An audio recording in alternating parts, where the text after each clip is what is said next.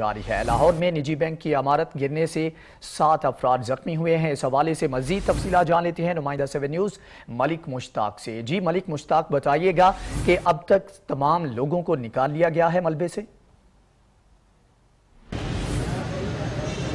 जी बिल्कुल, मैं इस वक्त मौजूद हूँ चुबुर्जी चौक उस जगह पर जहाँ तकरीबन 1 बजे के करीब आज एक गैस सिलेंडर धमाका हुआ, जिसकी वजह से एक निजी बैंक की छत गिरी, जिसकी वजह से तकरीबन 12 लोग, जिनमें से एक जो है वो जान भाग हुआ और जो बाकी 11 हैं उनको लाहौर में हॉस्पिटल और सर्विस हॉस्पिटल रेफ़र कर दिया गया है।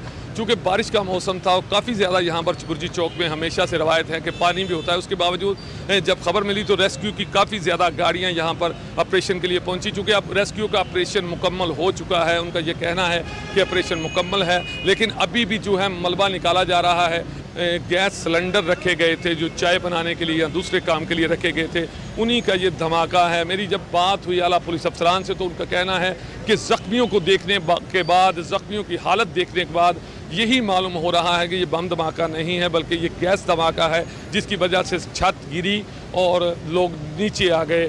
चूँकि अभी तक मलबा निकाला जा रहा है, ऐनी शाहिदीन से भी हमारी बात हुई है, उनका भी यही कहना है कि कुछ लोग, क्योंकि जब धमाका हुआ उससे 10 मिनट पहले ही बैंक को स्टॉप किया गया था, बंद किया गया था, वक्फा किया गया था, उसके पूरा 10 मिनट से पहले कुछ देर पहले बंद किया गया था। बहुत शुक्रिया मलिक मुश्ताक कि आपने तफसीलात से आगाह